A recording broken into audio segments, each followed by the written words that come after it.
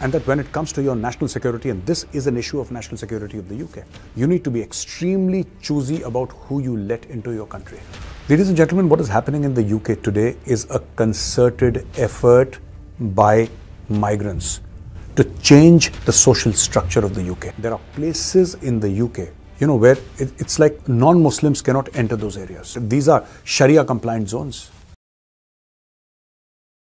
Jai Hind, friends. I'm Major Gaurav Arya and you're watching the Chanakya Dialogues English. Like this video, subscribe to our channel and don't forget to press the bell icon.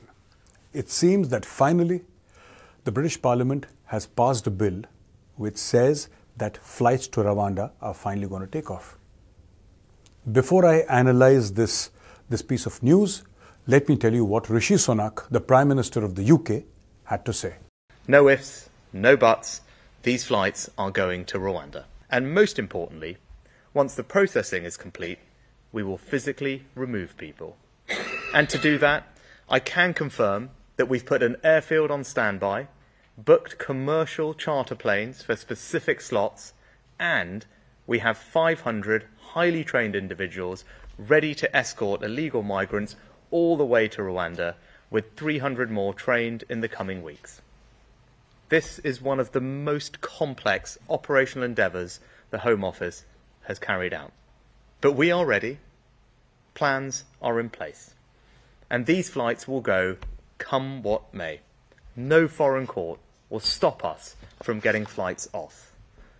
Rwanda is ready too, and I'd like to thank the government of Rwanda for their work in strengthening their asylum system, passing legislation, and setting up a new appeals tribunal. You saw that, ladies and gentlemen. In no uncertain terms, the Prime Minister of the UK says that the planes are taking off. He has a force of 500 highly trained people who are going to drop off these illegal migrants to Rwanda. He's saying Rwanda is ready too, and no foreign courts are going to stop us, though the United Nations is applying pressure, that useless body called the United Nations that nobody listens to. I don't know why they're getting involved, but I think the UK has taken a very, very positive step, and history is going to remember Rishi Sunak, his prime ministership, for this act the most. It's more important when Rishi Sunak does it because he's the son of migrants, but his parents came legally, and that I think is the entire point. His parents came to the UK legally. I as an Indian know I get a lot of calls from people in the UK. I'm in touch with some of the people and they have very strong opinions. A lot of Indians are highly qualified. When they go to UK, they become model citizens, they integrate. And that is how it should be. If you're going to a country that you want to settle down in, you must be willing to culturally integrate. You must be willing to pull your weight. You must be willing to contribute to society. And that is a problem with illegal migrants.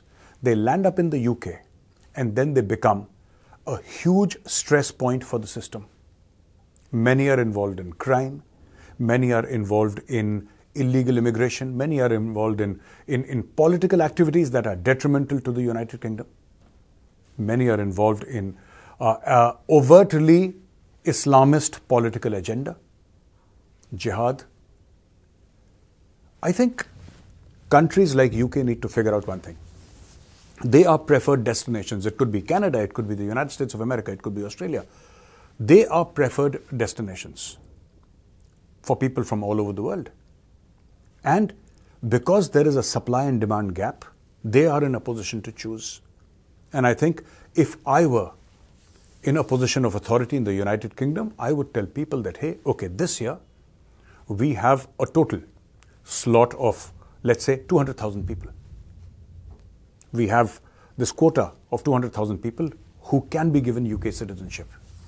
And out of them, we'd like maybe 4,000 cardiologists, maybe 2,000 neurologists, these many athletes.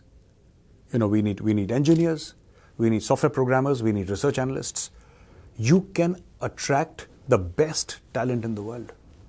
You have that capability to attract the finest talent in the world, CEOs, vice presidents, people who are inventing stuff, everybody. But I would request the government of the UK, and it has done it to quite some extent, but I would request you to please put emotions behind. And that when it comes to your national security, and this is an issue of national security of the UK, you need to be extremely choosy about who you let into your country.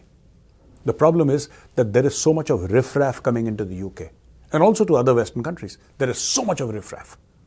You have people from all over the world. They come with their ideologies. They come from societies that do not have free speech. They come from radical societies where jihad is a way of life. And jihadis and people who kill others and kill themselves are venerated. They come from societies where there is no concept of free speech. They come from societies where religious minorities are actively persecuted, not because of an aberration of an individual, but because it is state policy. They come from countries where gays and lesbians are thrown off roofs, where it is okay to kill a person who does not worship the same God as you do. They come from such countries, and then they try to impose in the UK those same social and moral and religious constructs that were there in their own countries. Friends, I went to the UK in 2017 and I was there for a little less than a week. And what I saw really shook me up. There are places in the UK, where it's like non-Muslims cannot enter those areas. There are places in the UK. You can't. These are Sharia compliant zones.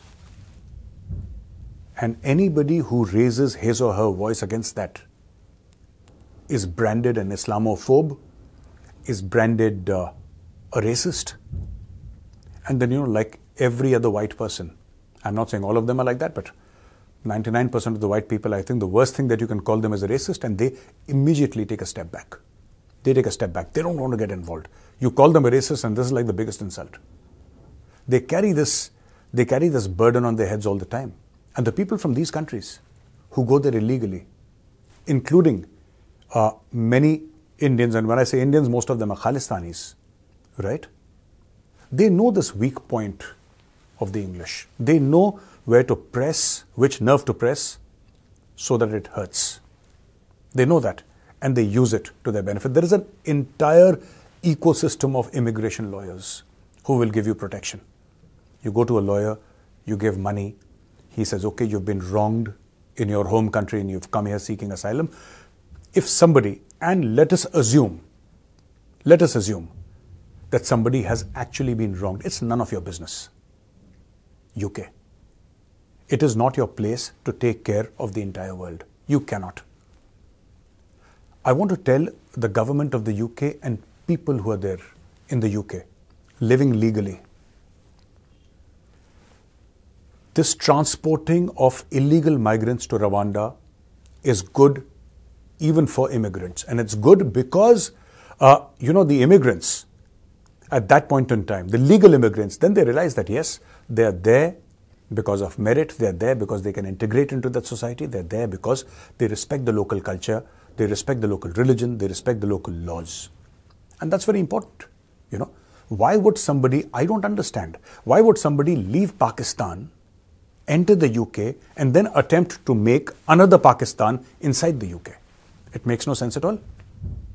You should have stayed back in Pakistan. Why do you want to make another Pakistan inside the UK? And thank God I've never seen Indians doing this. We don't do that nonsense. Yes, of course, a lot of Indians legally migrate to a lot of countries. But we are known for paying our taxes. We are known for following the rules. We are known for obeying the law. We are known for being model citizens. We are known for contributing to society. And that is something that we are extremely proud of. And our host countries are also proud of us. You ask any American, you ask people in the American government, and they'll tell you that Indians are model citizens. Wherever they go, they contribute. They're a big plus to society. And today, what has happened in the UK is that there is this marriage of convenience between the radical Islamists and the left. And the left, the traitorous left in the UK, has traditionally been stabbing England in the back. That is what the left does in every other country that it manages to grow its roots in. They damage that country. And this is what the left has done to the UK. And this marriage of convenience that I'm talking about, ladies and gentlemen, between the left and the radical Islamists. This is something that they have used to put up a united front. And whenever there is a problem, these people raise their heads. Like, for example, Israel hit back. Israel did not start this war. But suddenly you have these processions in their hundreds of thousands. People come from certain countries.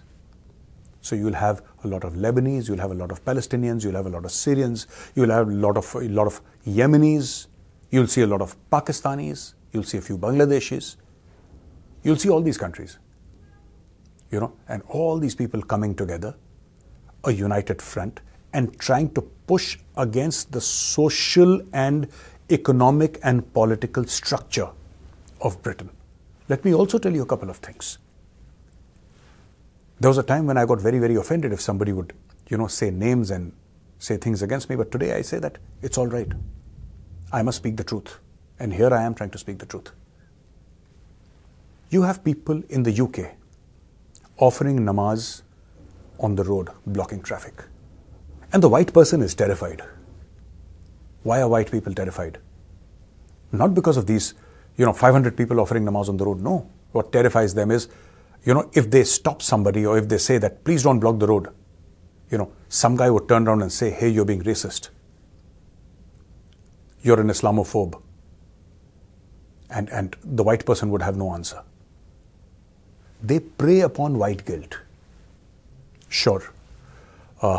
England's past has not exactly been rosy. Yes, England has committed massive human rights violations in the past. And this is something that must be spoken about.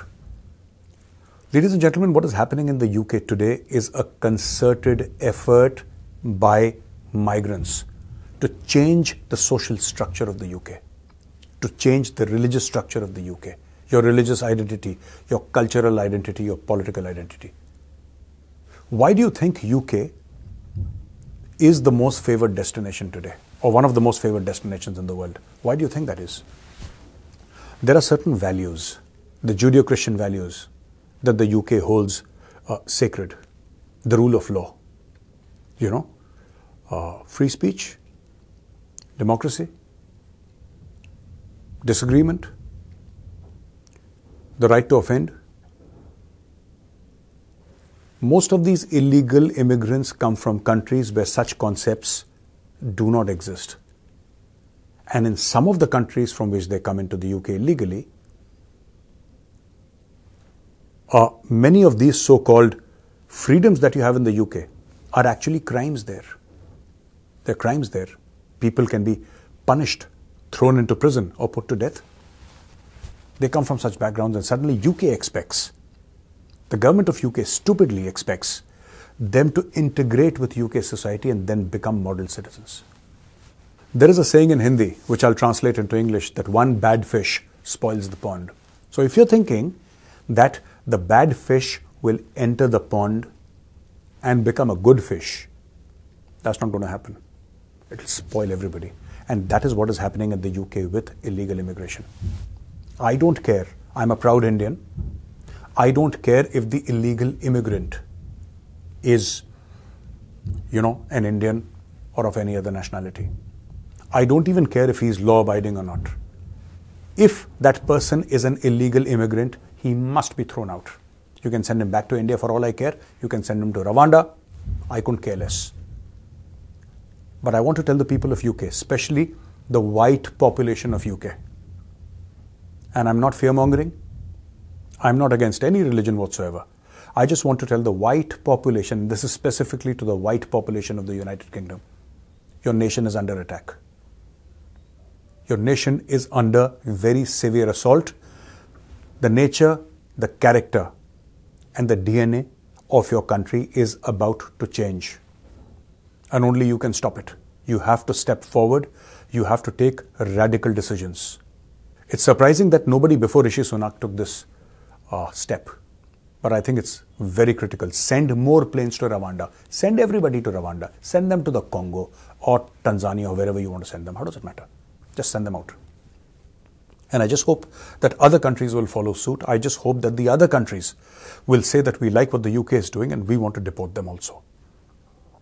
This is not only, I've spoken about your culture, I've spoken about your traditions, about your religion, about your society in the UK. It's not just about that.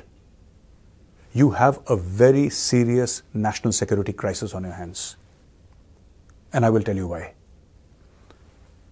The simple reason is that tomorrow, if the Israel-Iran conflict turns into a war, if, I hope it does not, but if it does turn into a war, England cannot be sure where a very significant portion of their population, where their loyalties lie. I would like to tell the people of the UK that you have very powerful fifth columnists inside your country. And these people are working day and night to harm the United Kingdom. The sooner you wake up to this fact, the better it is for you. These people come as fifth columnists inside your country. They plan, they plot, they take over spaces. Suddenly you'll find that there are entire towns or entire sections, entire neighborhoods that you cannot enter. Suddenly one day you take a wrong turn and you land up at a place in England which does not look like England. And that day it will be too late to lament. You know, your elections are around the corner. Vote carefully. I will not tell you, it's not my place to tell you to whom to vote for. It's not my place at all. I'm an Indian citizen. I'm going to vote in my own elections. But whenever your election happens, please understand that this whole immigration thing is extremely important, and please understand that this immigration issue, illegal immigration issue, is a matter of life and death. You are not going to be voting for yourself this time. You're going to be voting for the future generations and for Britain to remain Britain. Now, ladies and gentlemen, for the question and answers. We have a question from Piyush Sharma. He says, Hanumanji, protect you and your family. And thank you very much. Thank you, Piyushji. Thank you very much. Major sir, do you think Pakistan can use their own terrorists against TTP and Taliban? No. Actually, see, terrorists will not fight against terrorists. They either fight against the state or fight against outside powers. This is a very unlikely scenario. All right, and many of these terrorists actually, they change organizations. There are so many people from the Jaish-e-Mohammed who've joined Al-Qaeda and the Islamic State. Yeah, there's so many of them. So they keep on free floating. It's like a corporate sector. Somebody gives you better pay, you go there, and somebody gives you better motivation, you go there. It's like that. So there are no fixed people. There's not like the cadre of the Lashkar-e-Taiba and you'll retire one day and they'll give you a golden watch and they'll give you a farewell party and a pension. That's not going to happen. Ashok Kumar. Jayan sir, how good is our S-500 as Israel was able to attack successfully on Iran S-300? We actually have the S-400. We don't have the S-500. We have the S-400 from Russia, and yeah, it's pretty good. It's pretty good. Kaushik. Jayan Major Jayan Kaushik. My question is that we recently witnessed how Israel protected itself from hundreds of missiles that was targeted to cause destruction. So does India have protections such as the Iron Dome in case there are hundreds of missile attacks? Yes, India does. But there is a lot of work to be done and we are working on it. You have the Akash missile. You have so many other missiles. You know, this whole air defense, it's an entire ecosystem. Yeah. You had the Trishul also earlier. Now you have the advanced versions of Akash, and you have the S-400, and you have the Igla shoulder-fired missiles, and there are so many other things there. There's so many things. Yes, we do, but we need to develop this further. Anurag Jha says, my question is that we have seen many Bangladeshi and Burmese coming into our country illegally and making chaos. Isn't it our BSF's fault for not fencing the border with Bangladesh and Burma and stop the illegal immigrant? Anurag Jha. No, I don't think it's the BSF's fault because the border is already fenced. It is not BSF's job to fence the border, but the border is already fenced. However, there is a problem. The problem is that, I don't know if, Anurag ji, if you've ever visited the border, but you must. And you'll see the conditions under which BSF works. Like, for example, I went to Jaisalmer. So we are not talking about Bangladesh or Myanmar right now. We are talking about Jaisalmer, and I'm giving the Jaisalmer example because the terrain is pretty clean. You know, it's flat terrain. And how does infiltration happen? Or how did this happen when we were there? So I was there. We were on the border, near the international border. You know, we were there with the BSF, and the commandant of the BSF battalion took me and he said, Major, look. So there was a beautiful sand dune, and I said, this is a sand dune. He said, look towards your left. I looked towards my left. There was this fence. Right? And I said, but why is your fence under a sand dune? And this commandant told me something very interesting. He says, Major, till yesterday night, there was no sand dune. Today, suddenly there is a sand dune. And it is tons and tons of sand. It's impossible to remove because sand keeps on shifting in the desert. So here's the fence. Suddenly, there is a sand dune like this. Okay? So if there was a flat piece of land, anybody coming in from Pakistan would be stopped by the fence and the sensors and the electricity, etc. All right? But what's happening is that there is sand now over the fence. So anybody can just simply walk into India. The BSF does not have enough manpower to station a guy every 1 meter or every 10 meters. You have to depend on the fence, you have to depend upon drones. And sometimes at night, somebody can just crawl into India and you'll never know. He can call up somebody inside India, smugglers or human traffickers, and just say, I'm coming, and you come. You have a camel, you sit on the camel, you go for 5-7 kilometers, dodge the BSF, get into you're inside Jaisalmer. Within an hour, you're inside Jaisalmer. 1.5 hours, you're entering the city of Jaisalmer. That's it. So sometimes it can't be stopped, especially in the Bengal region, let's say. There are so many water bodies, it becomes impossible. And there are villages, both sides of the fence, and it's so densely populated there. So densely populated. There are places where people have put clothes to hang on the fence from the Bangladeshi side. So what do you do? It's just intensely confusing there, and the BSF, I think, is doing the best it can. But I think what we need is maybe some sort of an offensive operation at the border. If BSF was given the authority to actually take down a couple of people, it would send a message that you can't come into India. So put BSF snipers and take down a couple of people every single day, and I think that should drive home the message. And after that, there will be no more infiltration. I think the BSF should do that, but for that, I think we need political direction. Thank you very much, ladies and gentlemen, for watching this video. And if you like this video, press the like button, subscribe to our channel. Don't forget to press the bell icon.